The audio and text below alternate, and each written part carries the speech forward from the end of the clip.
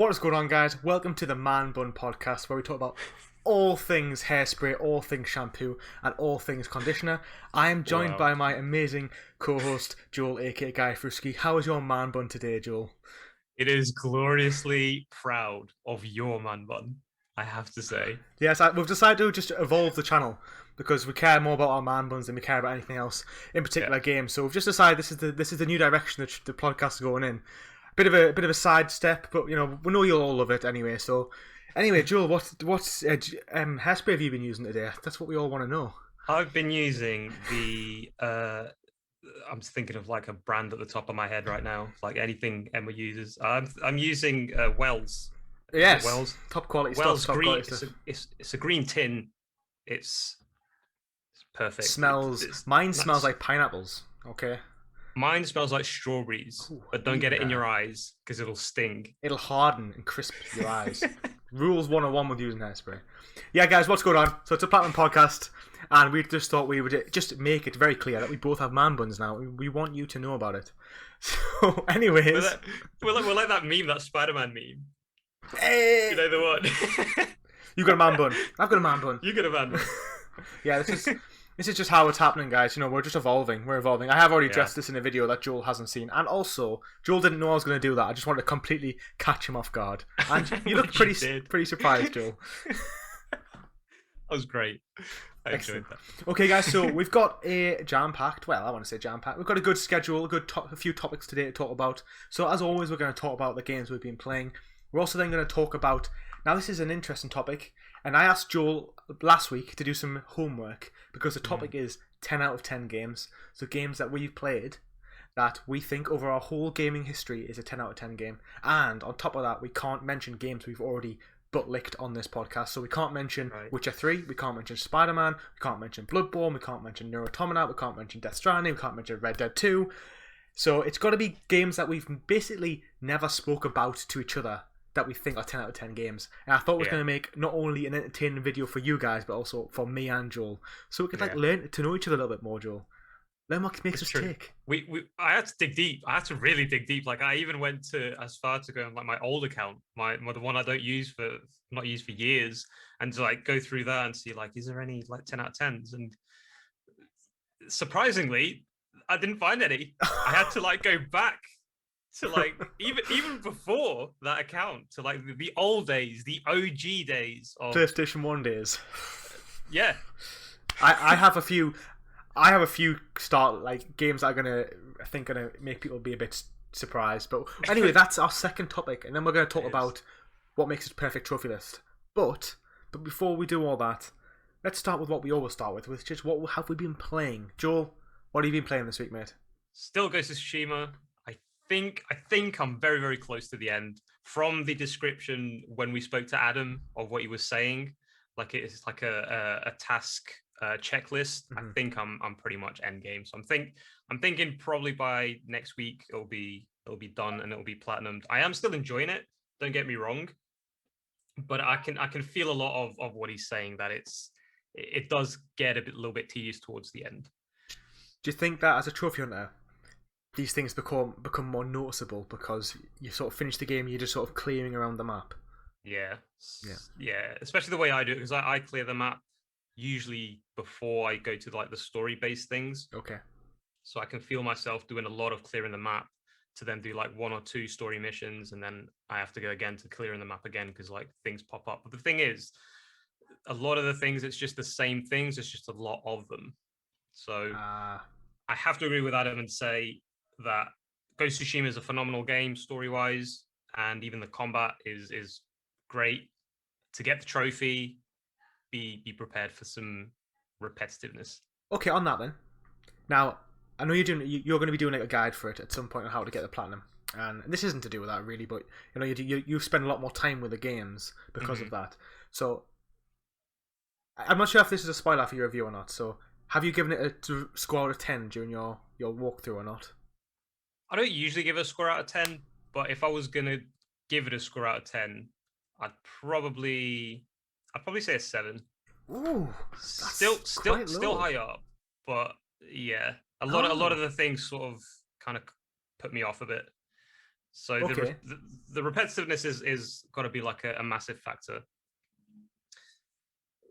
The stealth as well, although I've said there's not much people can do to like change stealth around, Yeah. but again, the stealth feels the same as any other stealth game.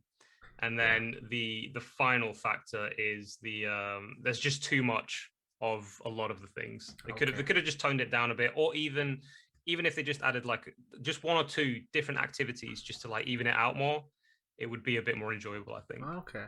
I mean, just to clarify, you haven't played the co-op yet, and maybe if you No, played not the yet. co-op with somebody, stay tuned for that one. That you might think differently of the game. You might think maybe it's an 8 out of 10. Maybe. So, what about the trophy list? How would you describe the trophy list out of 10? So, I'm not saying like factoring everything in, factoring how much you enjoyed it, how difficult it was. Mm-hmm. If 10 being is a really good trophy list, what would you give it? I mean, I'd say probably like a 5. It's mediocre, so it's not hard. It doesn't have any difficulty trophies, so you can play the game however you want. You can make it as challenging as you want it to be, really, if you want to. There's nothing that's going to tie you down to having to play it, stupidly hard or anything like that. There's collectibles like any other list. There's a few combat ones here and there. Most of them are story ones, and like a lot of them are to do with like clearing the map. So like more or less 100% in the game. So it's your average sort of AAA trophy list, basically. Would you say it's your average AAA open world game, but with samurais and a little better story? Yeah. Oh no, I say like story is well worth playing. It story is really, really good. It's just as a trophy hunter, if you do it the way I do, which is do all the side stuff first, you get sidetracked a lot from the story. So although I don't usually do it, I would recommend people who are going into the game to just do the story first. Okay. And then do the cleanup. Although it's going to be more tedious in the long run, I think you're going to enjoy the story a lot more. Fair enough. I think this is sometimes a negative about being a trophy hunter, is that you experience a lot more of the game. So if the game's fleshed out and it's deep, excellent. If it's a little bit shallow, and actually maybe it's not that shallow when you're playing it for the story, you don't really notice it. But when you've actually spent like 10 hours extra doing the side content, you think, actually there's not much to this, it's actually really basic. I think I know you love Horizon Zero Dawn. I think Horizon Zero Dawn is an example of that, which is where like there's a lot of like, I used to hate like the tracking levels and stuff, and I remember thinking like the game's pretty decent. It's like it's like a high 7, an 8, maybe an 8, probably an 8. So I'm not bashing it. It's just there were certain bits that because I spent more time with the game, I was a bit like, this isn't as deep as I thought the game was. In all these sort of little small issues, you notice more and more, don't you? I think I hold Horizon Zero Dawn so high because at that time I played it, there wasn't that many games that sort of had that. Like Ghost of Tsushima is very similar to Horizon Zero Dawn now that you put it that way. It's just at the time I played Horizon Zero Dawn, it was something new. It wasn't something that was, really something that I'd really played to platinum. But then after Horizon Zero Dawn came Assassin's Creed Origins, Odyssey, Ghost of Tsushima, Shadow of War, Days Gone. All the Days Gone, all those games. Although I've not played Days Gone, I have. It's your average open world game. Yeah, I suppose you're right. Horizon Zero Dawn came out in 2017, which it was the mid of the generation. Well, maybe came out in 2013, the PlayStation 4, so it's pretty much bang on the middle. And that was when it was starting to hit its stride. This has been the generation. Our last generation was the generation of the open world game, and I think there's been so many now. They're everywhere. They're a dime a dozen at this point. Exactly. So, have you been playing anything else this week, or has it just been Ghosts? What did I play? No, it's just been Ghosts this week. Just Ghosts. I'm trying to finish it and sort of move on from it Fair enough. Chip onto the old backlog. Yeah, what about you? Fair. Well, nothing's changed again, so it's exactly the same. I've still, since our last episode with Lucy, I've still just been playing Bloodborne, and I am actually I'm at the Chalice Dungeons now. So I finished last night. I finished the base game. I fought the wet nurse, and I fought the guy with the big head. I can't remember what he's called. Who you have to chase around the maze. Oh, Mikolash. He was annoying. Yeah. I feel like the base game, I think is that 10 bosses in the base game, or 8 or 9? Something like that. Yeah. I think if you don't count the optional ones, yeah. Yeah. Well, even I've done I've done every single one except the end game bosses and the Chalice Dungeon bosses.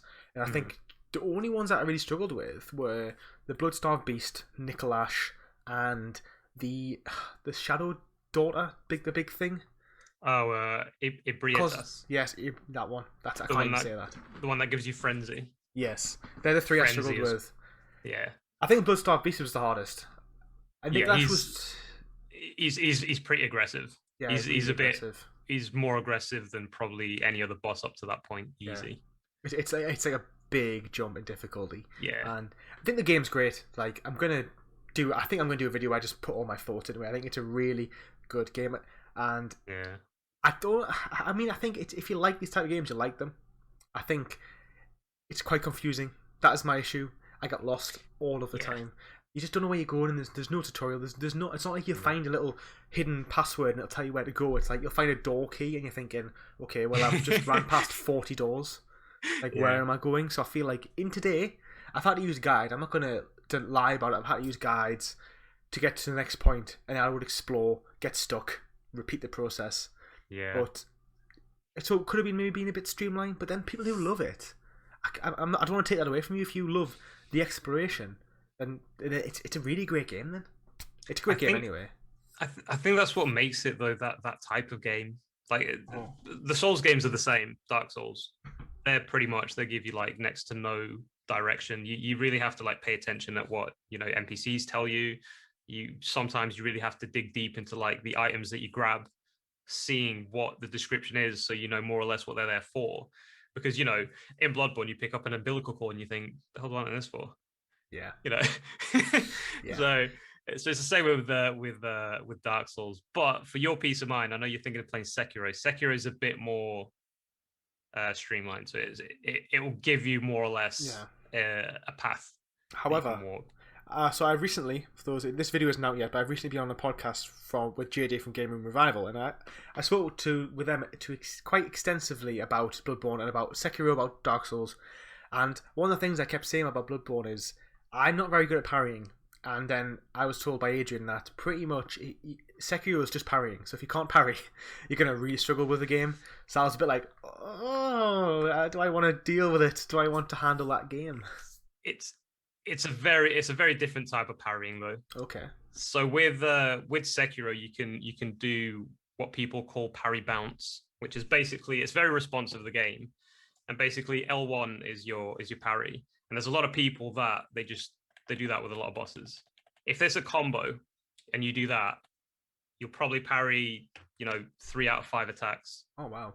You can sort of play the game like that. Not all the time.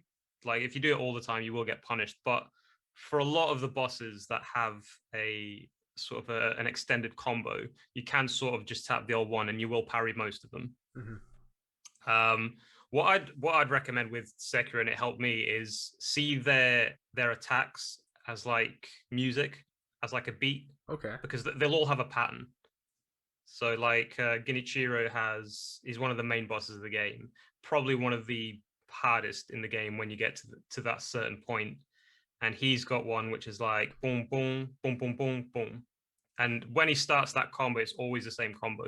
So it's just sort of memorizing more or less their patterns. But parrying in Sekiro is 100 times easier than parrying in Bloodborne, because you don't need sort of the timing. Because in Bloodborne, if you shoot too early, you're not going to do anything. You're not going to parry them, and you're going to waste the bullet. Whilst in Sekiro, you can sort of, if you don't parry and you're holding L1, you're still going to block.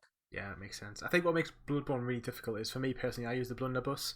It's just the one I picked to start with, and it's a delayed weapon. It's heavy, so it's not only like, do you have to time theirs right, you actually have to be like a split second too soon, because you have to account for the delay of the blunderbuss. So there's actually a lot of stuff going on, and it's difficult. It is difficult. I think me and Joel speak quite a lot about Bloodborne, and just general, as you can imagine, people who have a podcast, they're actually friends outside of the podcast as well. And one of the things I was saying is that one of the hardest things I've actually faced was there's 3 NPCs in, I think it's the prison, but like once the world's changed, you get access to the prison, and there's basically like 3 NPCs. So these are like hunters the game puts in place, and it makes you fight 3 of them at once, and it is disgustingly hard. I had to like basically retreat in the end and like try and draw a few of them out and just keep running. It was really challenging, but that's the opportunity where if you can parry, you're gonna just wipe the floor with them. But again, it's like it's because they fight. They use animations that the hunter uses, and they all use different weapons. It's kind of like you have to observe them using these weapons that you may or may not know much about. It's really Right. clever. It's really really clever how they do it. On It's just that, what did you think of the two hunters on the right side of where you find Amelia? Did you fight them? One that has like an electric yes. weapon, and the other one has like a massive shotgun. What do you think of those two? They were difficult. I think I did them first time. I think it's because what I did was I think Nice. one of them hit us back onto the bridge, and then because I was like on this bridge, there's a very narrow bridge, they just sort of like funneled them.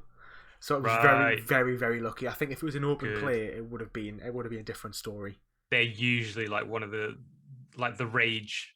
They're the rage NPCs. Usually Ah, players. I had a lot of rage with them too because when you're concentrating on one, you also have to concentrate on the other one.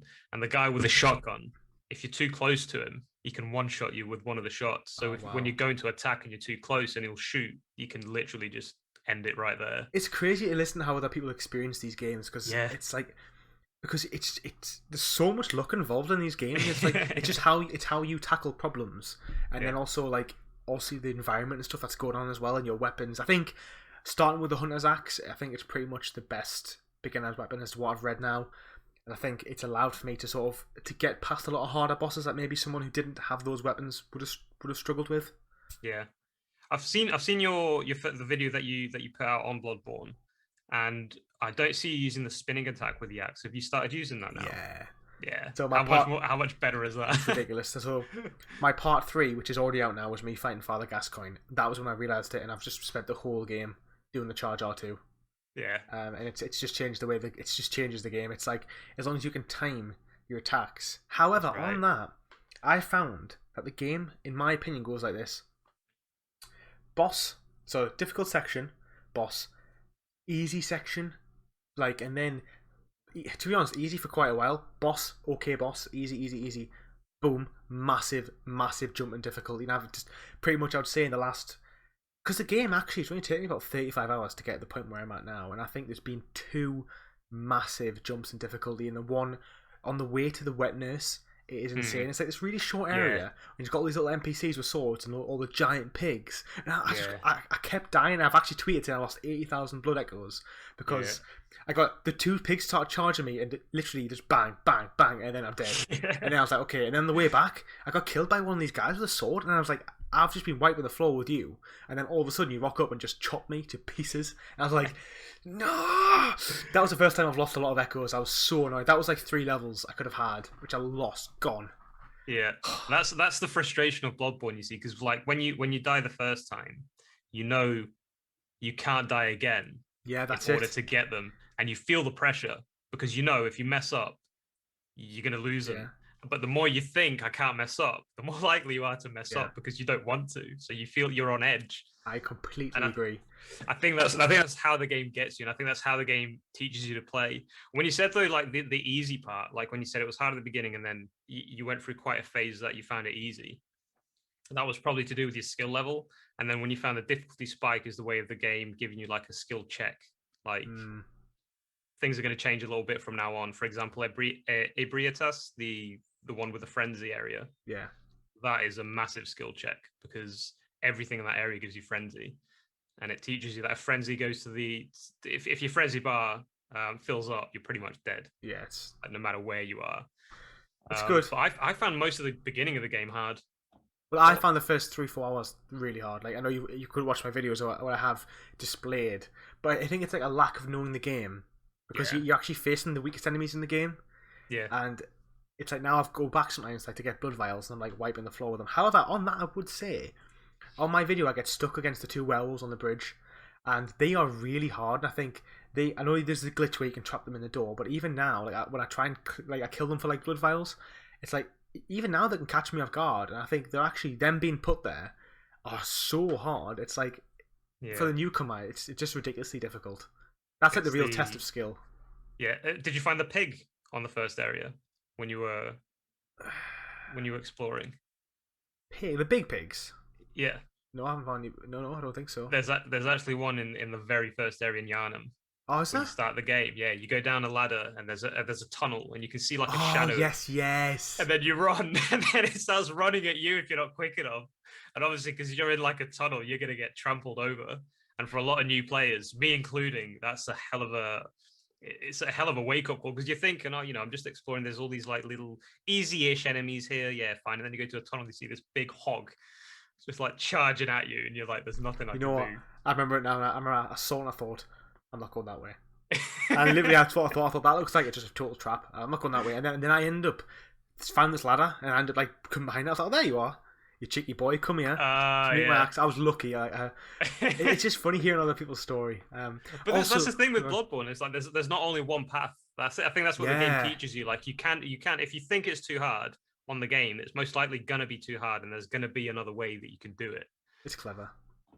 Now, I want to say as well, so it's going off from Bloodborne, but talking about Dark Souls, I was asked, you've asked me, am I going to play them? And I got asked that question on the podcast with JJ, and I said, first I was like, no, I don't think so. Sekiro, yes, because I love this setting. I love the environment. The game looks so fresh. The combat looks really fun. But that's why I'm not playing Dark Souls, because I think it'd be a bit too slow and just a bit difficult. However, I was told you can play the whole game in co-op, and I was thinking, well, maybe I could play Dark Souls 1 with somebody. You can. I'll have to check my save. I'll have to check my save file. But I think I could probably play with you till about like halfway, because that's where the save file ends. That it is. But the thing is with you though, as soon as you start a game, you want to go for the platinum. The platinum is very, very grindy. Oh, with is Dark it? Souls. Is it worse Very than Bloodborne? grindy. Yeah. Oh, Big time. I would like to do one under my belt. I think I'm going to do Demon Souls. That's the thing. So hopefully, if you get a PS5, and I can maybe wait, and we could maybe do drop a co-op or something with that, or I could just drop it in with you when you get it. I think that realistically, Demon Souls is going to be my next one when I can finally get a PS5. Yeah. Next 2, 3, 4. I don't know. I've given up. I've given up on trying. Next generation. Yeah. Honestly, guys. When the PS6 comes out, you'll get a PS5. Yeah, probably. If you have a PlayStation 5 right now, I can't stress how lucky you are, especially if you're in the UK. Like, it is 100%. ridiculous. Like, I follow 4 different Twitter accounts, and I have notifications turned on. So as soon as they know that there's a drop, I'm on that website in probably under a minute, and every single time they're sold out. And apparently, some of them are selling out in about 7 seconds. Wow. So it's insane. But a lot of it's the scalping bots. People have got bots that are buying thousands. So it's a mess. Hopefully I'll get that. That's a whole other conversation, though, isn't it? So exactly. the scalpers, it's shocking. Yeah. Anything else to say, or should we move on to our main topic? Let's go to the main topic. Okay, guys. So as I already said, our main topic is going to be games that we think are 10 out of 10s. Now I want to just say this wasn't my actual idea. Like, I watched the Happy Console Gamer, so he's quite a big YouTuber. You may have heard of him or not. He does these sort of videos where he talks about 10 out of 10 games, and it's a really positive video. And I just thought, you know what? I want to have a really positive chat with Joel about some games that we absolutely love. So as I've said, the rules were, firstly, we couldn't talk about any games that we always praise on the podcast. So we can't talk about Witcher, I can't talk about Skyrim, Joel can't talk about Nier Automata, both of us can't talk about Bloodborne, what other ones? Spider-Man, Spider-Man was a big one. Red Dead 2. Yeah. There's got to be games that, realistically, we've kept to ourselves or we haven't mentioned that much. Yeah. So I've got a few, and only... There's a lot of Xbox and a lot of other games, a lot of console on this one, guys. So, open your minds. I'm definitely not a console exclusive gamer. I spend most of my time on PlayStation now, but I'm open to all consoles. So on that, Joel, you can start. Tell me a game that you think is a 10 out of 10 and why. Okay, I'll start with one that is probably not really surprising, but also one that you can stop me on because I've kind of, talked about this one. Okay. Which is Rayman Legends. No, that's fair. I'll let you have that one. Okay. So Rayman Legends for me is definitely a 10 out of 10. Fun, the level design, the graphics, the way you can play on co-op. It's just... Is that the one that came out for PlayStation 4? Yeah. Very early on. Yeah, so basically Origins is the PS3 one. Okay. And then Legends, they basically grabbed Origins, put some of the levels in there, or probably the best levels in there, and then added more levels, added more characters, and just a better experience overall. So, are you saying is it your favorite platformer then of all time? Yeah, yeah, I'd say so. Yeah. See, I played Rayman loads as a kid. like Game Boys, Rayman was just he was the guy, wasn't he? Yeah, But then he he sort was. of like teetered away, and I haven't even Yeah, played it.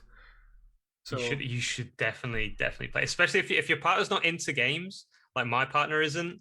It will probably get her hooked because it's so fun and it's so not serious. You know, yeah, it's like it's one of those where you can it's fast paced as well. So you go through the levels.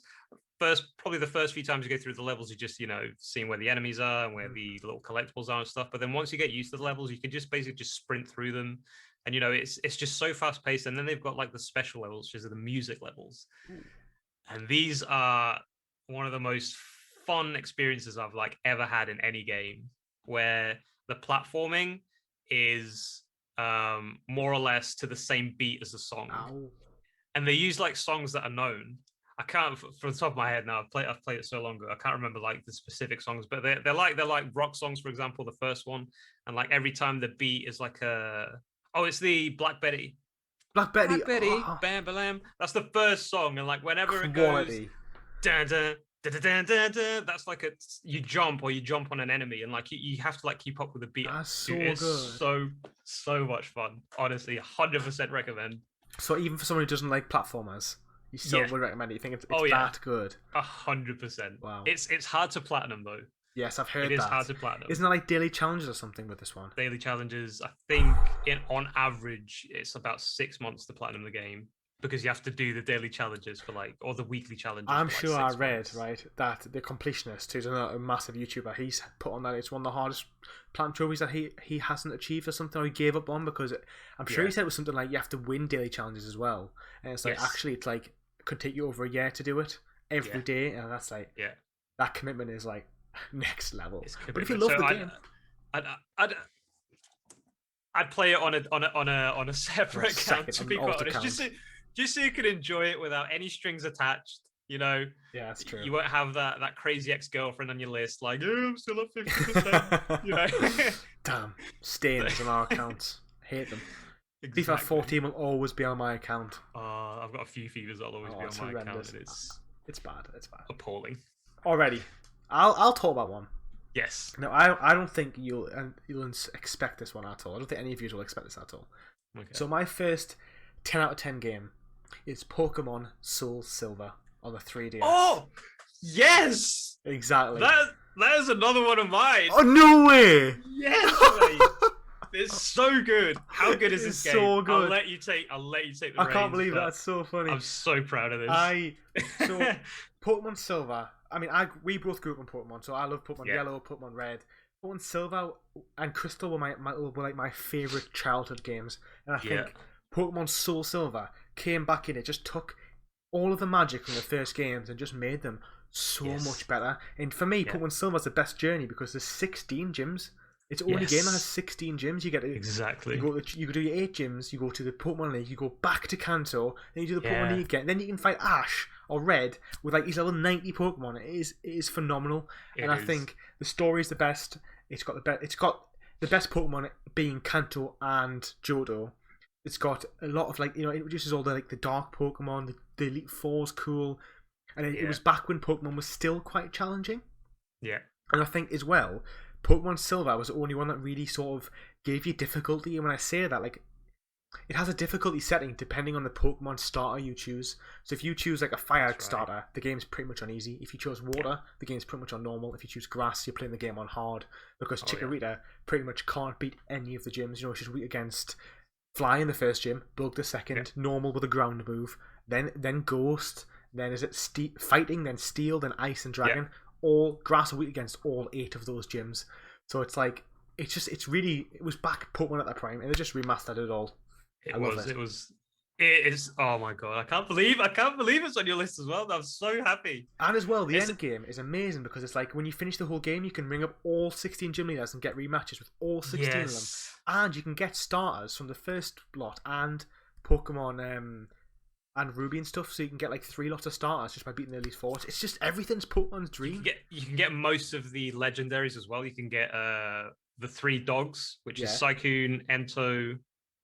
Raikou? Raikou, that's it, Yeah, you can get all the legendaries, which is like, and all in all, I think Soul Silver is the game that you can catch most Pokemon which is, you know, for a game for a game that has a slogan, "Got to catch them all." I think it's pretty pathetic that you cannot catch them all in any of the games. I think it's cheap and it's shameful. Yeah. It's shameful. It should be you should be able to catch them all. And I think they've maybe redeemed themselves because I think with the Switch versions, I think you can pretty much catch them all. Probably. Apart from the versions, like with one you can't have Eevee, and with the other one you can't have Pikachu or something. I think I played Pokemon Omega Ruby, which I want to say is also a really, really good game. The only problem is it's just so damn easy.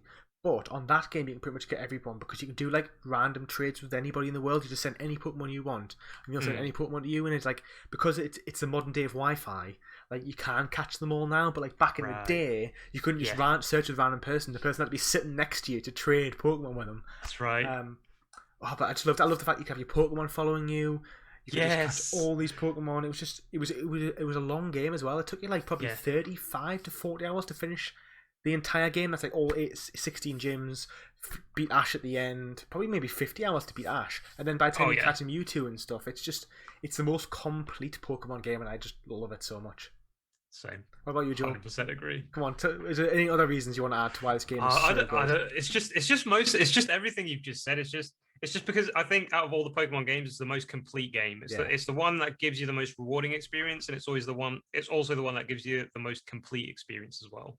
Where you can, you know, if you're one of those people that haven't played the first generations, it doesn't matter because you can play the first generation after you've completed the second generation, which is, you know, it's how a game should be. Like you shouldn't have to limit the game because we all know nowadays that the Pokemon games can have 4 or 5 maps if they wanted to really put them in. And I think it's still a bit cheap that they just give you the one map.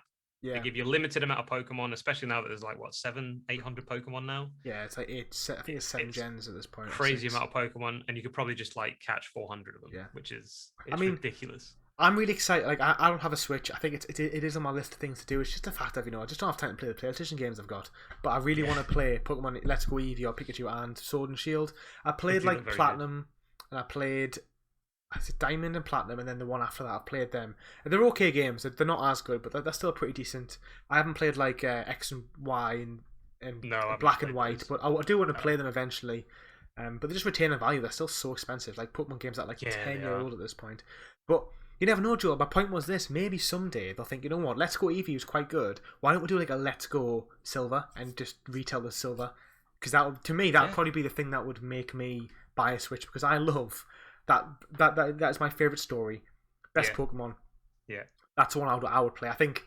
I mean, Let's Go Eevee, Let's Go Pikachu. I know it was a different direction, but it was a good idea because it's a retelling, but a modernized version of the most famous and one of the best Pokemon journeys. I agree. Yeah. 100%. So that's funny that we both agree that because for me, like, I'm not a die-hard Nintendo fan. I literally just like Pokemon. The rest of the games I could take them or leave them, but Pokemon, masterpiece. You know, I'm so gutted because I actually bought Soul Silver. Like I was looking to buy the cartridge when I got the DS. I was gonna go home on a flight, and it's like a 3-hour flight, and I thought, what am I gonna do for 3 hours? So I thought I'll just get a DS. I managed to get one cheap, and then I thought. And it came with Pokemon Sapphire, I think it was, the green one. And I played that for a bit, and I was like, okay, it's okay. But then I thought, what if I could get Crystal? So I tried searching for Crystal, nowhere to be found. Like nobody had one. And then I thought, okay, so what's the most similar to Crystal? And then I found Soul Silver, and I was like, no way. So I bought Soul Silver. I didn't buy a box because it was like £60. Yeah. Which is a stupid amount of money for a DS game. And then I went to eBay and I got one for like £15. And I thought, okay, that's a deal. I played it. And when you get to the Ghost Gym, if you keep on playing, the game will play fine. If you save and turn it off, when you turn it back on, you just hear the sound. No image. So it's like a ROM. So somebody like copied the Soul Silver, but they didn't test the game all the way through. So it's an incomplete game. I bought Soul Silver, and I had the same problem. I bought it for about £25, and I thought, it's a second-hand deal. Yeah. Perfect. That's what I thought. And it was like a bit weird. Like it was just a bit delayed. Like sometimes it wouldn't load. And then at the end, I've still got it. I've had it for about 10 years. I've got it there as well, yeah.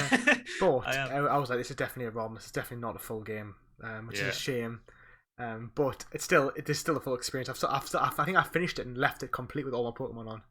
Did Did you? the same with Omega Ruby as well, yeah, like level 80, 90 Pokemon. Pokemon Omega Ruby is the first game I've ever got a Pokemon to level 100. I got my Artria or whatever it's called, Artria, the blue dragon, Pokemon. I got to level 100. It's the first time I've ever got a Pokemon to level 100. I've never gotten any. I think the highest I got was like 87. It's because the game's easier now. They have the XP share where pretty much like your whole Right. party gets XP. So if you say you kill a monster, it gets 1,000 XP. Your whole other party gets like 500.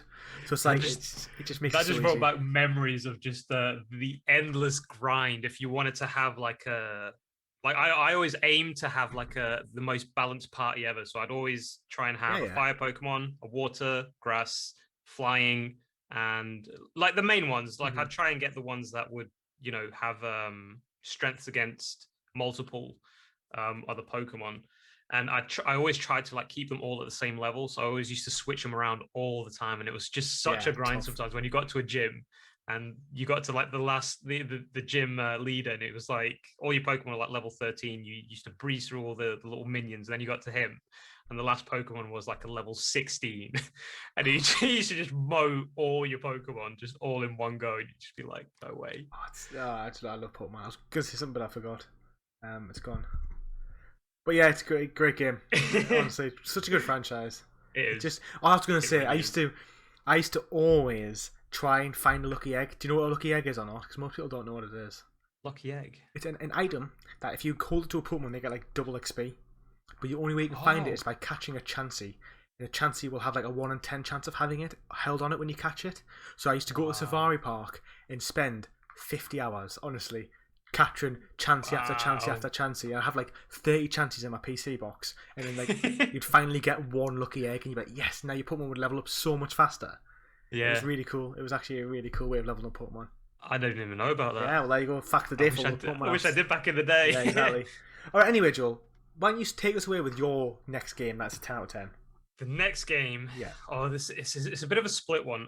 And I don't know if it's a 10 out of 10 because it's such a great game, or if it's just a 10 out of 10 because it was so good at the time. Because looking back at it now, it's probably got a few, faults. Yeah. But it's Devil May Cry 3. Interesting. Have you played it? Yeah. No, I haven't. Have you not? I haven't. So Devil May Cry 3, if you're going to put it like in the timeline, it's basically Devil May Cry 1. Yeah. So it's like the story of Dante and Virgil, like more or less how their rivalry started. Okay. And it was just so good. Like from the story, Dante's attitude, it was like a kid. Like nothing fazed him. He was like getting shot in the face. Obviously, he's a demon, doesn't die. And he'd just be like, "You shot me in the head." I'd just be like, "How dare you?" Just walk off with a bullet in his head. Wasn't there this thing with Devil May Cry? Sorry, that's like Devil May Cry 1 was amazing. Devil May Cry 2 was terrible, and Devil May Cry 3 was really good again. Yeah, Devil May Cry 1 was. I didn't find it that good. I thought it was okay, but I didn't find it like amazing. Devil May Cry 2 is definitely the worst one. Yeah. They just every bit of personality and every bit of Dante they took off, and it was just a moody dude that looked like Dante with a bit longer hair. So what makes No, go on, sorry. No, go on. I was gonna say, so what makes Devil May Cry 3 this 10 out of 10 for you? Just everything. The whole game, the storyline, especially that sibling rivalry, which I think is a little bit why they brought it back in Devil May Cry 5, because Virgil and Dante, they have such a hate relationship, but then they're still siblings at the end of the day. You can tell like that they have hate for each other, but it's also, at the end of the day, they are brothers. They're so alike in so many ways, but then they're just constantly fighting against each other. One wants to just, rule the world. The other one wants to sort of, keep a balance and protect the world. And it's just Dante's kind of like the runt at the start, and you kind of see his uprising by the end of the game. Yeah. And you fight Virgil 3 times, and you see sort of the difference in power. The first time, you just get absolutely destroyed. The second time, it's a bit more even, and then the last time, it's even, but you can see Dante's got like an edge, quite a big advantage. Ah, And just the gameplay, like the styles you have. It's the first game of the Devil May Cry series that you can yeah. change styles. And you have the Gunslinger, which is the only style that you could actually control Dante's arms when you're shooting. Ah, So instead of your two guns that way, you could actually change the direction of his arms, that's cool. which made it so good. You could surf on enemies, so you could, if you knock them down and jump on them, you can kind of surf on them. That's cool. You had the Quicksilver power up, which is you could stop time or make time slower. It was, when I was a kid, it was probably the game that didn't have a platinum, but if it did, I would have got the platinum for it. Like I did every single mission on S rank on every single difficulty. Wow. I completed the game like honestly, like from start to finish. I did the game, everything the game offered, I did, and I knew that game from back to front by the end. But by the end, Devil May Cry has definitely got probably the most definitely the most stylish combat ever to exist. But it's just got such deep combat, and that's kind of what like because Devil May Cry 4 was my first Devil May Cry game, and I absolutely loved it. And it's different for someone who's like this is the same thing with Final Fantasy 15. Like I love Final Fantasy 15 because it was my first one, and I know it was such a big change from Devil May Cry 3. I can totally see why you might not like it. And when you play, so you play 2 characters in Devil May Cry 4. You play a new character Nero, and he plays Dante. And when you switch from Nero to Dante, it's like the game is completely different because it's so much more in depth. It's such a more deeper combat system. Because Nero's only got like 1 combat style, whereas Dante's got 4, and I think on Devil May Cry 4. Yeah, and you get different weapons with Dante. Whilst with Nero, you've only got the sword and his gun. Well, you got the the arm, but it's still not. It's still not really the. When you go from like Devil May Cry 3 to Devil May Cry 4, you feel capped. You feel like you should be offered more. It's part of the story, which is part of the plot, which is fine. But I think with Devil May Cry 5, they learned because with Nero, you've still got just your sword and your gun, but you've got your different devil bringers, which gives you that. Some people prefer the I don't know, I can't remember the names. Like the one that's as close to the arm as possible. Other people prefer the one that's like a rocket. So you can sort of pick and choose what you wanna do, and it's just more stylish. It's just easier to play. Devil May Cry 4, I like the story. I like that they added like a love story in between, which it wasn't just a normal hatred all the time. But I think the gameplay kind of lacked a bit. Isn't the love interest called Kyrie in that one? It is, isn't it? Yeah. Yeah. There's some quality another thing about Devil May Cry, which I think the voice acting is phenomenal. I think that guy who plays Nero is absolutely amazing. I remember when I played it in 2007 or 8. I remember thinking, I've never ever played a game like this before. Like the storytelling, although it's like it's like segmented between large like gameplay sections. The actual story is fantastic. Like, it's so well choreographed. It's so well acted. It's just a brilliant game. You feel for Nero, like when Kyrie does get taken away, you feel the emotion in that voice acting. He really he puts his all into that role, like the pain and like the helplessness and like he's honestly the guy deserves like a video game Oscar equivalent. Which I'm really glad they use the same guy for Devil May Cry 5 to voice Nero, because I can't imagine Nero with another voice. His appearance is a lot better in Devil May Cry 5. I think they made him a bit too similar to Dante and 4. Is that the point though? Wasn't it? He was like what he was in Devil May Cry 4 is kind of like what Dante was in like Devil May Cry 3. Like that young, naive, arrogant. I think there's a difference. So Dante's a Joker, isn't he? Whereas Nero's quite just an arrogant, like he is pretty arrogant, like huffy little teen. Yeah, I think that's what was too much in Devil May Cry 4. Like in Devil May Cry 5, they kind of evened him out a bit. Yeah. He is still a bit sulky every now and then, but he's a lot more like on the jokey side. Yeah. Like I remember on Mission 2 where he gets like an ambulance thrown at him.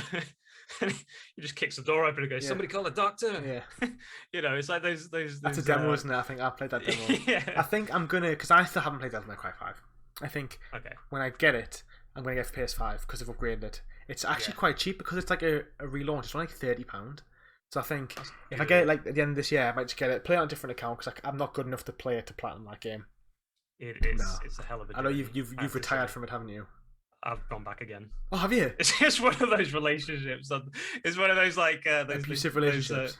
Like you think I've had enough, never again, and then you put it in the shelf. Then you kind of go through the trophies when you get a new one. Thinking about it. Like, oh, just two more tries. Two more tries. Maybe I can go back. Maybe it's changed. Maybe it's the loading times. The loading times are abysmal in that game. They take so long to load. PlayStation 5 though. Another thing you won't be able to notice. Exactly. Okay, is it me? Is it me now? It is you. Okay. Oh. I think I'm probably not going to have time to talk about all the 5 I've got down, so I'm just going to pick... Okay, I've got my next one. Okay. This is not another PlayStation 1, guys. Sorry for you with PlayStation fans. No, I'm carrying the place. Well, I'm actually not, because Devil May Cry isn't a PlayStation 1 either. It's like it's for every platform. This game is an Xbox exclusive. Oh, okay. And this game is Gears of War 3. Okay, have you played it? I haven't played it. Okay. I played Gears of War 2, which is really good. Gears of War was like my first introduction to like third-person cover shooters. You know, this generation was open world games. Last generation was the generation of the third-person shooter. You know, Wild Uncharted, like Gears of War, had a lot of other big games like Spec Ops: The Line, and it was a really good third-person shooter. It was pretty much one of the first third-person shooter games, Gears of War 1, and then the series just got better and better and better. And Series 3 was the climax of this amazing trilogy that ended. It was amazing. It was just such a good game, and I think Gears of War 4 was pretty good. I haven't played Gears 5. I've heard really good things, but Gears 3 for me is just... I think not only was it a great ending for these two characters that you played... Realistically, I played Gears 1 and 2 on the 2 or 3 times each, so I spent, probably 60 hours on the first two, and then Gears of War 3... played it through twice again, so about 80 hours with these two characters, and it is just such a good ending. In the game, the story evolves. It's not just like the humans versus the aliens, or the locusts they're called. It's like the humans versus the locusts, but there's actually like this infection that goes through, and it infects humans and infects locusts, and it's about how they're fighting them as well. And the locusts they've actually been pushed back to the point where they're almost extinct like the humans because of this alien infection. And it's like this 3-way combat stuff, and it's about like how Marcus knows how to cure it all and start it all and get rid of it all, and his battle and the sacrifices that they all make to get there is pretty horrible. It's pretty much like a lot of them end up making the ultimate sacrifice, of the characters, and it's just such a good story. And on top of that, the online was on point, guys. Honestly, it is. I think I don't play a lot of multiplayer anymore, but that was the game where I had like 6 to 7 friends, and we just bashed this game non-stop. I would literally come home from school, because I was probably about 13, 14, 15 maybe. I was just spending like 50 hours a week playing this game. It was just addictive as hell. So good. Old days. Yeah, the good old days. It was, for me, it was like the best. It's probably the most fun I've had on playing online. And I remember my little brother, who was like literally probably like 14. I'm sure he clocked like over 1,000 hours on this game in about a 6-month period. Like it was maybe less. Like he was playing like even more than me. He was a lot better than me as well. Shameful to say, but like we smashed that game. Like it was just like it was like my Call of Duty 4. You know, a lot of people played Call of Duty 4 was when we were a bit younger. Joel, Call of Duty 4 blew up, and it was the game that everyone played first. Right. Like for me, that's what all my friends were playing Call of Duty 4 when I first started when I was in school, and it wasn't. I just didn't get it. But then I got Gears 3, and I was like, this game, it's probably the most complete. I'm just gonna say it. This might not be true. You might agree. You might not agree. I think it's probably the most complete trilogy of a video game series that I've ever played, and that's it. Probably including Uncharted. Yeah, because I think Uncharted's good. Uncharted 1, 2, and 3 are good, but they're all separate stories.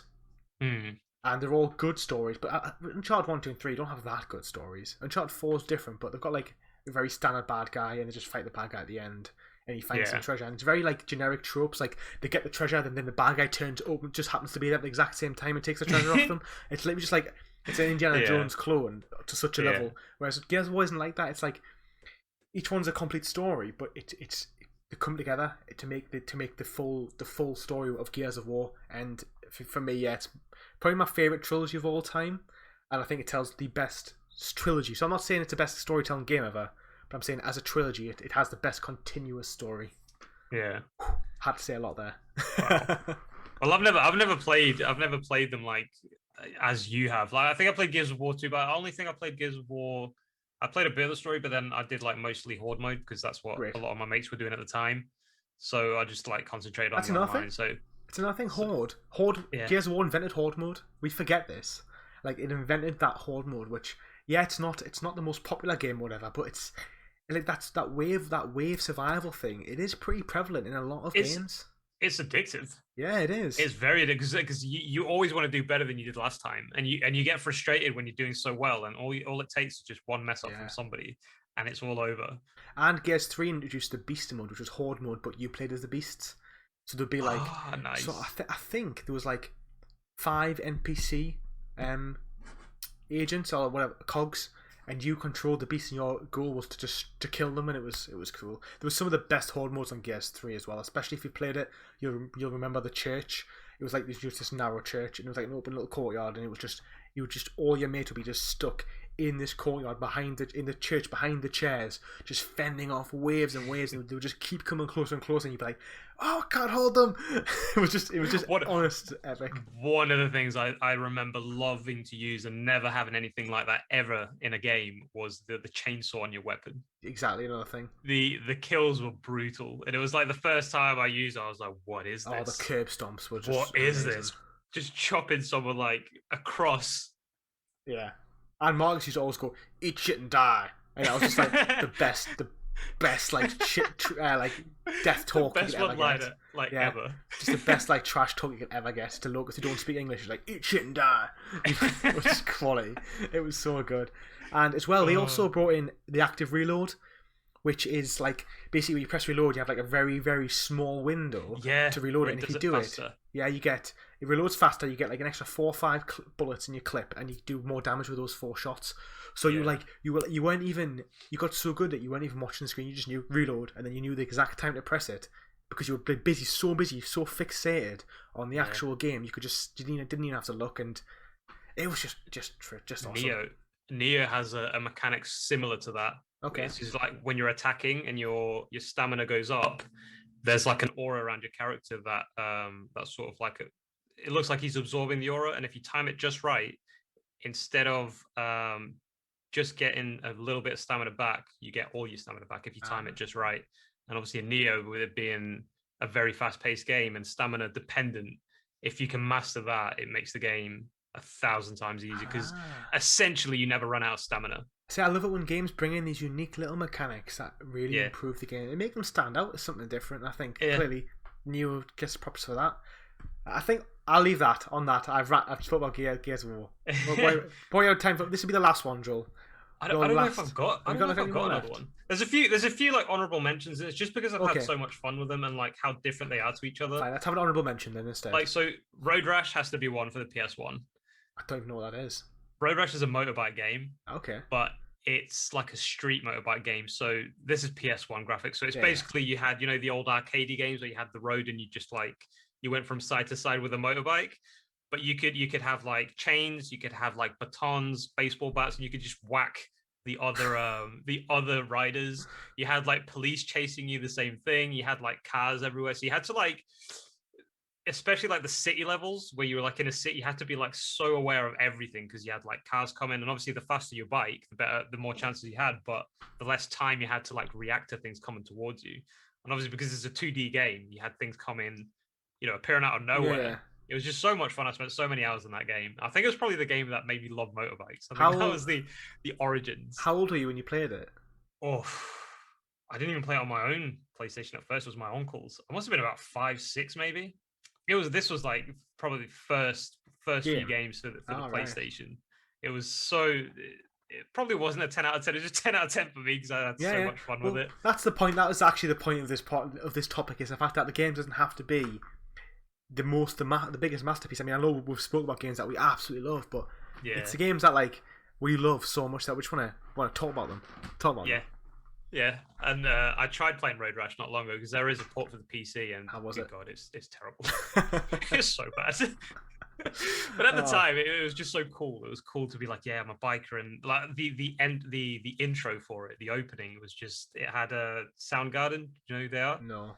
Okay, so it's like a metal. It's not really metal, like hard rock band, and the name of the song is Rusty Cage, and it just matches so well with the opening because it was basically it was just an opening with a bunch of like rebel bikers, and you'd see them like hit each other and like kick each other off their bikes, and then like at the end of each race, if you were the winner, you'd have like a real cutscene of like with like proper people, actors, and if you're a winner, you'd have like you take the woman with like the champagne and stuff. if you lost, you'd have like a humiliating scene, or if you got busted by the cops, you used to have like dogs chasing you and like taking you down, or like there's one where I remember this copper gets you, he handcuffs you to the back of his bike, and then just rides off, and you're basically just like getting dragged in this bike.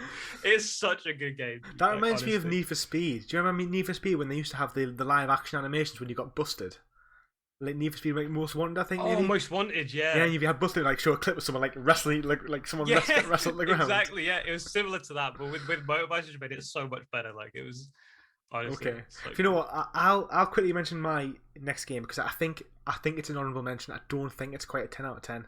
Okay. And so I want to start this. I want to bring you back. So like, for example, I like superheroes. Spider-Man, Captain America, Spider-Man stuff. Joel likes them too. So that's a poster on the back there, Joel. Who is that of? What's the name of the group? Well, it's the Avengers. Okay. So there was a time, guys, just to run me back to the younger viewers. There was a time when nobody knew who the Avengers were. And nobody cared. Okay, this is the thing. Nobody cared who they were. And before they were the Avengers, a game came out. And I've grown up on superheroes. Like I love like Spider-Man and the X-Men animated series, or the ones I grew up on. So like Yeah. X-Men. I grew up on those, and I loved them. They're my favorite TV shows. That and like Power Rangers as a kid, like superhero stuff. Good. Yeah, and then It's morphin' time. exactly, exactly, amazing. And then I also like as I got a bit older, I started watching like X-Men Evolution came out. Some other TV shows like there's always Spider-Man stuff coming out all the time, and there's Spider-Man games, some good Spider-Man games. But then this game came out for PlayStation 2 or 3, I can't remember, called Marvel Ultimate Alliance. Yes. I And think this that was game, PS2. yeah, and this game was, it actually came out after X-Men Apocalypse and X-Men Legends and X-Men Legends 2, which were basically 4-player over-the-top games. And for example, you'll know this because if you Google Marvel Ultimate Alliance 3, it came out on Nintendo Switch last year or the year before, and it basically just followed like the story of Thanos. That was the plot of the third one. This one was. It was so good. But they weren't called the Avengers. It was called Ultimate Alliance because no one cared about the Avengers. Avengers wasn't a marketable title, so they had to make up a new title for this game. And the idea was Doctor Doom stole the power of, I think it's Doctor Doom's the bad guy, and he steals the power of Odin. He steals Odin's powers. That's what he does. Okay. And then he basically decimates the world. And then basically the superheroes have to travel around the universe to try and like find these secret weapons to try and defeat Doctor Doom. And you've got like Spider-Man. This is the thing. Captain America wasn't in it. So this is another one. Captain America wasn't in it because he wasn't a big deal. He wasn't that big of a deal. Yeah, that's true. Actually, Captain America was kind of like he was like a secondary character. Yeah. Like nobody really. Like he didn't. Let's be honest. Like he didn't really look cool, did he? No, he wasn't. Like I think the movies made him look Yeah. so much better than what he was portrayed in the comics. Like he looked. Even here with Captain America, like it's just a dude with a shield. Like, I just remembered Captain America actually isn't a thing. To be fair. oh, he is. And I've just said that. I think he is. I've just read it. The thing, what happens is, okay, so you get, first as well, guys, you should Google this. You got the best animated opening of a superhero game ever. Like, you'd never been this level of animation in it. It was literally like the helicarriers getting attacked and Nick Fury activates the Omega Code. He summons Wolverine, Spider-Man, Captain America, and Thor onto the helicarrier, and they literally kick ass. And it is absolutely amazing. And they're the first 4 playable characters, but you also get like you get Human Torch, Mr. Fantastic, The Thing, you get Iceman, you got Deadpool, you got Spider-Woman, you got Moon Knight, who is awesome, you got Daredevil, you got literally so many games, you have so many characters. I think there must be about 25, 30 characters, and each of them had like 4 different skins as well, which you could unlock, and you could as well, good RPG, there was RPG elements, so you'd level up your characters. It was awesome. It was a really good over-the-top action game, and it just, for me, it was like it was what Avengers could have been. So that's why when the Avengers came out, I just was in my opinion, I was thinking this game could be the live-action, not over-the-head Marvel Ultimate Alliance. There could be like 20 characters that are all really in depth, deeply developed, with lots of different like parkour elements and stuff in it. That's why I was so disappointed when Avengers came out, because I'd had a taste of what superhero games really are, the magic of them. Yeah. You face like, they went from world to world. You were fighting Spider-Man villains, and you were fighting Captain America villains, and you were fighting X-Men villains, and you were fighting Thor villains, Iron Man villains. It was a taste of everything. Yeah. It was brilliant for it, to be fair. And then Ultimate Alliance 2 came out. It was called Civil War, and that was about the Civil War, and that was really good as well. I think those are games that were made at a time where I think the money bug hadn't quite set in the gaming industry yet. I agree. It was more just about the love of the games. And to be fair, you can get Ultimate Alliance on the PlayStation 3. I don't know how. Like I played on Xbox quite recently, 360, probably about 5-6 years ago. And you can get Ultimate Alliance 2, but the thing about Ultimate Alliance 2 is you can't platinum it because I think you can't get all the online trophies. I think there's like a DLC which you can't do. And for me, who's a 100%er, I couldn't have that on my list. But Ultimate Alliance 1, I think as well, it's harder because you have to play it on the hardest difficulty, and it's quite an unforgiving game on the hardest difficulty. So usually dungeon crawlers are like, I've seen people play like Diablo 3 and stuff, and they say like if you up the difficulty, it's hardcore, like it's bad. Yeah, not bad like a bad game, but like it's tough. It's unforgiving. Yeah. Okay, we've spoken for quite a while, Joel, so I think we've got time to move on to our final subject of the day. Let's do it. Which might not take too long. So our trophy topic of the day, guys, is going to be, what do we think makes a great, or if not, a perfect trophy list? So thinking of all the types of trophies and stuff. I mean, maybe we should start with things that we hate, and then we can sort of work backwards as to things we would like in a trophy list. What do you think, Joel? Things I hate. I don't know if I hate anything on a trophy list, to be fair. What about missable trophies? Are you okay with those? No. No. No.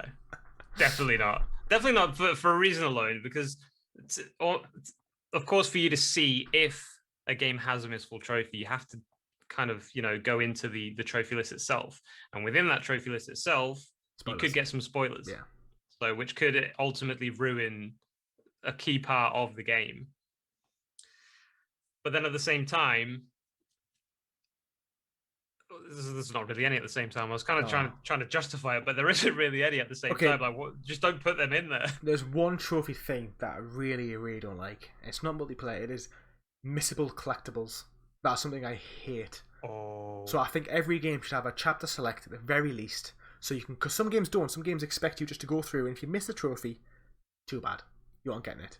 Like if you miss the collectible, it's gone. I think they are shocking. There's no way. There's no place for those in games. At all. Now that you talk about collectibles, untracked collectibles. I would say collectibles in general, to be honest. I don't really like collectibles. I like some of them. I like weapon upgrades. So if you get a collectible and it's like you get a new ability, or you get a more health bar or something, then that's not too bad. Like the Playboy magazines in Mafia 3. Do you remember those? No.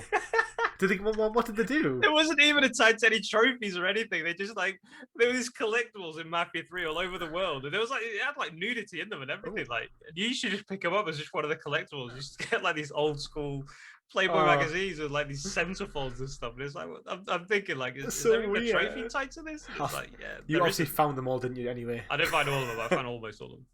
Almost all of them. I spent 20 hours looking. They're tracked. I remember playing the Order 1886, and none of those collectibles are trackable. So it'll tell you collected them, but it doesn't tell you how many there are. It doesn't tell you if you've missed any or anything. So you can go through the whole game, which was my case, and I had to play the game again with a guide just to make sure I got all the collectibles. That's annoying. I agree. I do not like those. I recently played Darksiders War Master, and they had collectibles, but when you found them, they were for rage, which is like stamina and health. So every 4 collectibles you found, you got a health boost, or every 4 collectibles you found, you got a stamina boost. Right. I think they're really good. However, again, they weren't trackable, so if you didn't know where they were, and I feel that's why I know everyone complains about Jedi Fallen Order about the map. The maps are confusing, but one thing the map does really well is it breaks down every single map and tells you what collectibles are in each part of the map and how close you are to finishing them. That for me was perfect. As a completionist, that's kind of how I want my trophy lists to be. Yeah. In terms of collectibles. I agree. I didn't have much of a problem with Jedi Fallen Order, except for if they added fast travel between your resting points or meditation points. Yeah, that'd been better. It could have been much better than having to backtrack all the way. Because even when you're not playing the game, especially if you are doing the cleanup, you go all the way to the end of the map, and then for you to leave that planet, you have to backtrack all the way back to the beginning of the map, because that's where your ship is. Why not just have an option where you could just fast travel to your ship? It's instead of having to do the whole thing again, because if you've done it properly, it's going to be empty. You pretty much killed everything on your way. You collected everything on your way. Even something like Dark Souls has a thing where Bloodborne has a thing where you can just you play a certain thing and it just takes you back to your most recent like a lamp, so why don't they have somewhere Yeah. you can just return your ship at any time? Yeah. That would have helped as well, because you can do your collectibles and go, okay, time to go back. But Yeah. for the future, I'm sure if they do a Fallen Order 2, which I don't know if they're going to, Probably not. I then think Ubisoft are gonna, get their little which is a shame. stingy claws on them. Yeah, Which is I gonna be know. like Star Wars, Assassins, Far Cry, Star Wars Creed, Point. Wow, could you Eagle imagine? Vision points. They'll just think of like a different, like use like a Star Wars character and just use like a Jar Jar Binks vision points. Yeah. Misa will find all my viewpoints. God help us all. Okay, I think in terms of collectibles, I just don't like games. For example, like Uncharted 4, Last of Us Part 2 has like over 200 collectibles. I think it's just too much. Like, I don't mind collectibles if it's like if you find 50 collectibles, that's the trophy. So if you find half the collectibles, Yeah. But I think games, I think playing a game with a guide personally, it just takes away some of the magic. And I think if I'm going to go for the platinum, I kind of want to just find things on my own and then just get the platinum anyway. I'm not saying I want an easy trophy list. Like we've had this discussion numerous times. We're not saying we want easy trophy lists, but missable trophies and collectibles aren't difficult. They're just time consuming. I agree. That's the I was difference. about to say that. Is it really going to make the trophy list any harder if they're going to add like 500 collectibles and they don't tell you where they are? No, it's just going to make it tedious. Like Red Dead 2. Yeah, it's very, very tedious. Like it's like the animal studying and stuff. It's okay. Like you appreciate the game more, like how much detail that the developers put into the game and like this ecosystem that they've got in this game, which is unreal. But did they really have to do it for every single animal in the game? Yeah, why couldn't it just be like 50 or 100? Not yeah, is there 200 animals? There's something like that, including the rare ones, which are like extremely rare spawns. So you can spend like hours sometimes like trying to find this specific animal and it won't spawn. No. And it's hours. And I think like I took about 500 hours to platinum it, and I think probably about 100 hours of that was just on the animal studies, because you have to wait until the whole bar or the whole circle is complete for it to be classed as a complete study.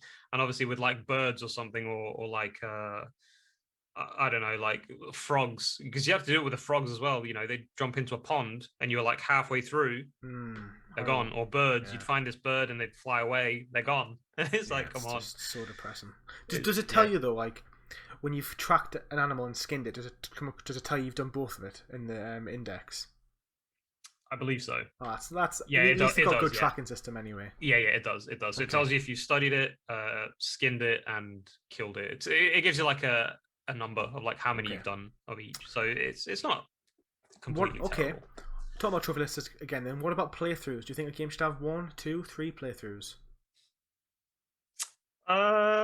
That's a good question. If they are gonna add multiple playthroughs, I'd say make them meaningful rather than just an extra playthrough. I'm okay with 2 if it like, say you unlock a harder difficulty and you have to do it on difficult. If it's a shortish game, like a 20 to 40 hour game, I'm okay with playing the game again on hard. That doesn't really bother me. But if it's just like play through the game again on New Game Plus for a trophy, I'm a bit like, well, that's not the same. Yeah. Especially if it's like added on DLC, in my opinion. Like Spider-Man did it, Horizon Zero Dawn, Days Gone, or Last of Us 2, they all did it, and I don't think it added that much to the game. Yeah, I don't think it adds that much to the actual game. Are you going to do it? Or are you going to leave it, Joel? Ghost of Tsushima. No, you know me. Leave 100%. They're not my thing. As soon as I get the platinum, that's it. Move on. I'm trying to think of trophy lists I really enjoyed. I really enjoyed Spider-Man, other than the fact that New Game Plus, like, because I think the collectibles are so there's not a lot of them. So there's like the collectible pigeons. I think that's pretty much it. Then there's the viewpoints. Yeah. But there's the like the backpacks, for example, they're all Easter eggs though. Yeah, so they're exactly. fun to get. They're fun to get. Like, because realistically, like most collectibles, do we really even look at the collectibles, or do we just pick them up? We press options or whatever to take it off the checklist, because I don't like having like a little thing saying, oh, you have this on red. You just go there to tick it off, and then you go back to like finding whatever you use. I've found like half the collectibles in Ghost of Tsushima. I don't even know what the hell they are. Yeah. Like, I know they're scrolls, but that's so true. Because I found in Spider-Man, I wanted to collect the backpacks. I wanted to know what they were, and I was like looking at everything. I remember like one of them is like when he gets like a receipt for the hospital, like when he breaks his shoulder or something. Yeah. And I remember so many of them just sticking in my head, and I thought there was such good Easter eggs. That's how you do collectibles the right way. Make it meaningful. Yeah. Make people want to get them, and like at least reward them with something. We're not going to reward them with something like that is useful to the game, at least reward them with like bits of backstory, or Yeah. like Spider-Man did, because this Spider-Man is in a game probably one of the first ones that's like middle-aged. Well, not Yeah, like middle-aged, but 24. oldish. Yeah. A lot I older appreciate them for doing than that. what Spider-Man Yeah. usually is. Okay. What about difficulty? How do you feel about difficulty-based trophies? I'd Easy, medium, say hard.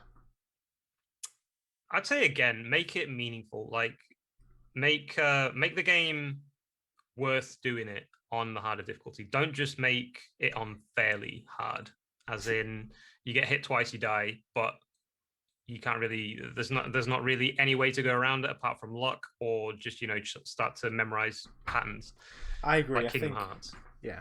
Well, I was thinking like Devil May Cry 5. Like that's too hard. Like that is too hard. So I'm not saying I'm pro them, but I don't mind a bit of difficulty. So like games like Jedi Fallen Order and games like God of War. I play them both on medium.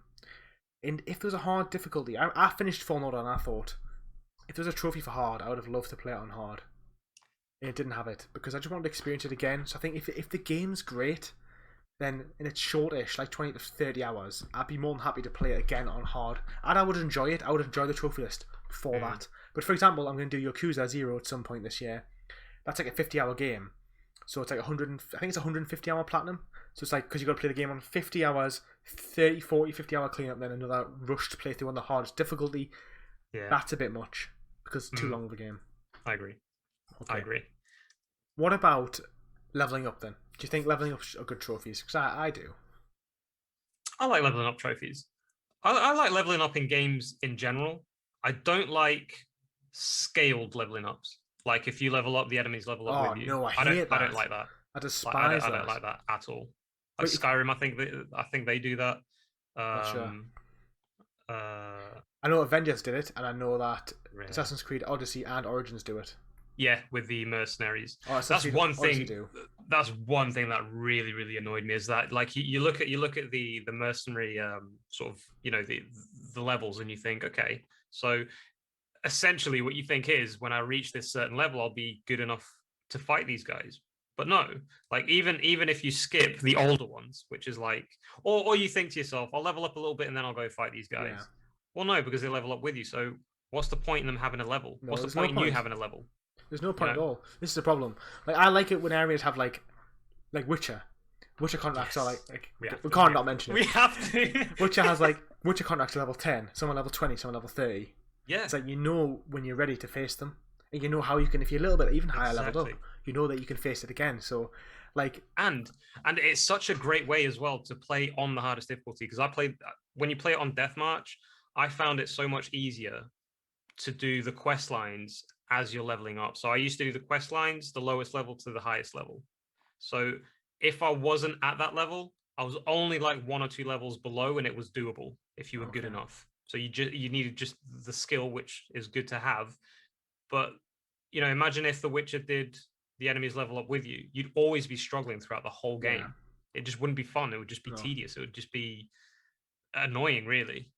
Yeah, exactly. I think as well, Avengers does it, and it's like your loot is like, your gear is like plus 5% throwing damage, and you're like, okay, so I only have 5 of these like items on, and they're all rubbish. One might be like 10% more health, 10% more stamina, 5% throwing damage. You're thinking.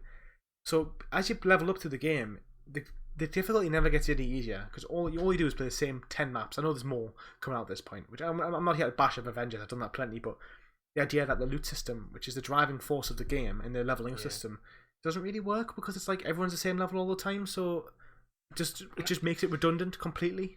I think it's fair to say as well. I think everybody at some point does feel this, and even if you're doing it for fun, or if you're doing it to like get back at something. How satisfying is it when you've been struggling for so long in the beginning of the game in an area, and you manage to complete that area, and then you play the game for about another 10 hours, you're overpowered, and then you go back to that first area and you just slice everybody in one hit. Man. Just one fell swoop, and everybody just falls to pieces. Right? Why would they take away that feeling? I can relate, because I was on Bloodborne. I went back to when I go kill Bloodfire. Sometimes I just walk down to the first opening bonfire with like all those guards. I just walk around, I'm just like, Come at me, bro. It's like slaughtering, having the time of my life. Like I used to struggle with you for hours, now I'm like ripping you apart. Oh, that is a great feeling. It's satisfying. Like sometimes in a game, you just need that. I think. Why would you even think of taking that away from people? No. Like, why? Like, you can never do that in a game that the enemies scale with you. No. Because, you know, they're always going to be that difficulty. Like, no matter how much you level up, they're always going to be that same difficulty because they're the same level all the time as you are. It's shameful. Yeah, I agree. Okay, we've kind of like mentioned like trophy lists that maybe trophies we don't like instead of trophies that we love. Types of trophies. One more thing then, multiplayer. Should that be on your dream trophy list? Would you have multiplayer trophies? No. It's too for a game, yes, okay, have multiplayer, but don't tie trophies to them because you're basically making people either having to buy that game and do those trophies first because people are scared that the servers are going to close or that you won't be able to do them when not enough people stop playing the game. So you're kind of either rushing players to get the game or you're going to stop players from getting the game altogether because trophies have changed. Like, if you think back, say, 6 years ago, maybe 10 years, every game had a really shitty multiplayer attached to it. Like Tomb Raider, Resident Evil, like, I think, was it 5, 6? God of War Ascension. And Uncharted had a few, and I'm not saying they're bad, but I'm saying every game had a multiplayer tacked on.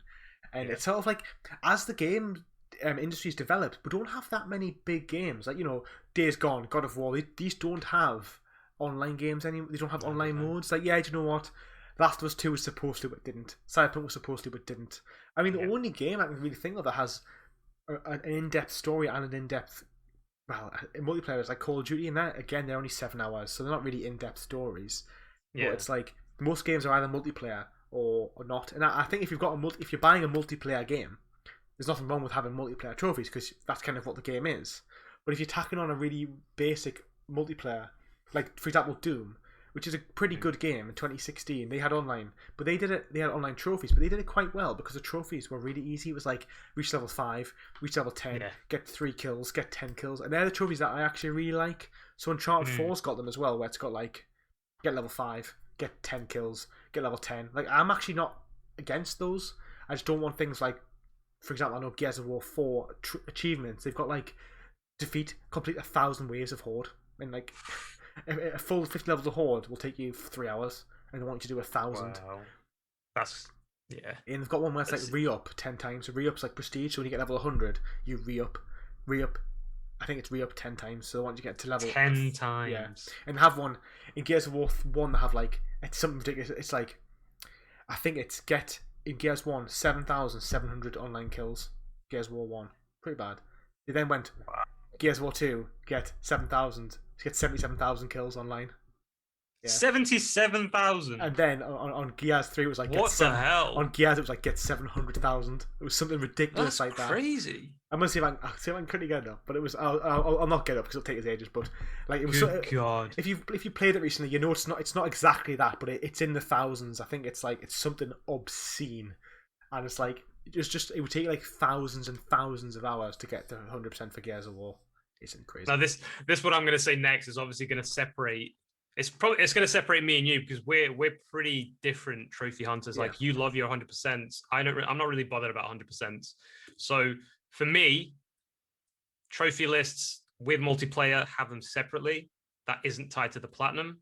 I wouldn't mind because it's not something that, like Ghost of Tsushima did. Well, their multiplayer is separate from the platinum. So even if the servers do close, the platinum isn't unobtainable. But obviously for people like you, Lewis, that like that 100%, you're still going to have that wall that you think, I have to do them because I want that 100%. Yeah. I feel like Ghost of Tsushima, realistically, if he didn't bring out trophies for the co-op, I probably wouldn't play it, to be honest. I might dabble, give it 2 hours, give it 3 hours. But now I know it's like a 20-hour commitment to get the online trophies. I probably am going to do it because I know it's a pretty good co-op experience, but also the trophies will encourage me to do it. Yeah. So I'm not opposed to it that much. I feel like if I could really have a say, I would probably say just to not. You can have multiplayer. You just don't need to have multiplayer trophies. Like for example, Call of Duty Warzone came out and doesn't have any trophies. Hmm. which is a very, very rare game. And Apex Legends came out, and it doesn't have a platinum. Yeah, It just has like it 8 doesn't. bronzes. But that's even worse. It's like a small trophy. Yeah, it is. To be Do you fair. think that's even worse? Like you unlock, you go through all this effort, and like you go through the effort of getting them because having like 5% or 10% is horrible to have. Like I've got a couple of 5% Yeah. like in Trials Fusion and Gran Turismo, and still to this day I look at them and I'm like, what the hell? Just Stop. ugh. Go away.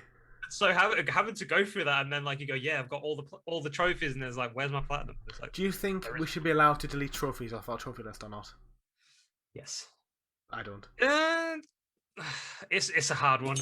Personally, yes, because I've got those two that are staying on my list. But I think people's trophy list would totally change. It wouldn't be like who's got like it would just be lists. You just see lists of 100% all the time because people would just delete games off the list. And I think I can probably see Sony doing it because they don't really care about like trophy hunters. But I think it would just change the way lists are. Like, people will be deleting games off the lists all of the time.